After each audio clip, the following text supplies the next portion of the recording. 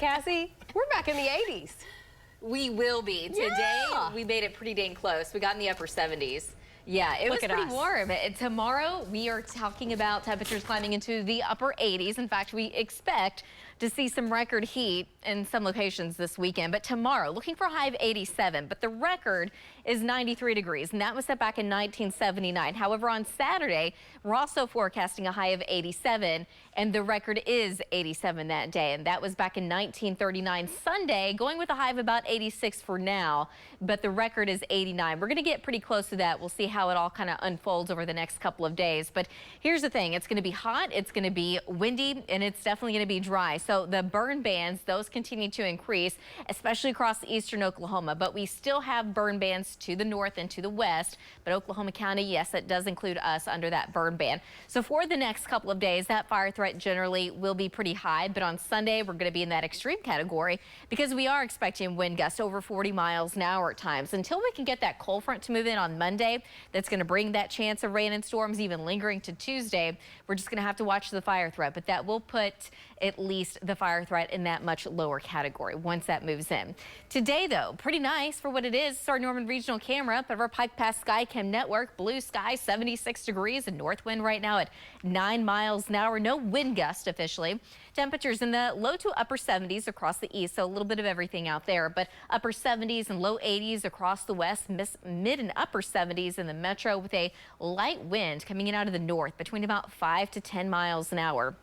Here's the latest drought monitor that's come out today, and really not a whole lot has changed. Everything just continues to worsen, really. That exceptional category is really almost all across eastern Oklahoma. It just continues to get worse and worse until we can get some steady, decent rains in here. But just one storm system's not going to cut it. We're going to need a lot more than that, so it's going to be a while. And things are pretty quiet right now across the central and southern plains. We still have the trough out to the east, and our next storm system is still working its way into the northwest Pacific, but eventually it will bring that chance of rain and cooler temperatures. But until then, it is going to be warm, windy, and dry all the way through the rest of the weekend. Here's that next storm coming in out of the west.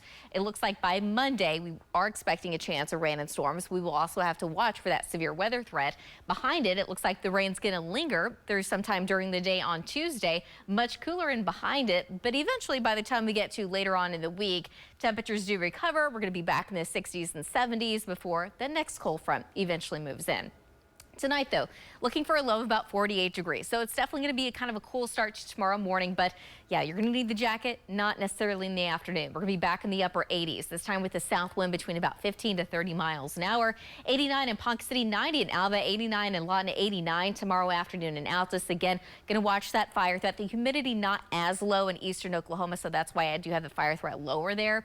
But on Saturday, 87 degrees in Oklahoma City. The wind picking up even more. 91 in Lawton, 91 degrees in Altus, and 88 degrees in Clinton Saturday afternoon. But on Sunday, now we're looking at western Oklahoma with winds between 25 to 45 miles an hour. So kind of close to that even here in the metro. So the fire threat will definitely be in that extreme category. But 86 degrees in Ponca City, 86 in Enid, 88 in Hobart, 91 Sunday afternoon in Altus.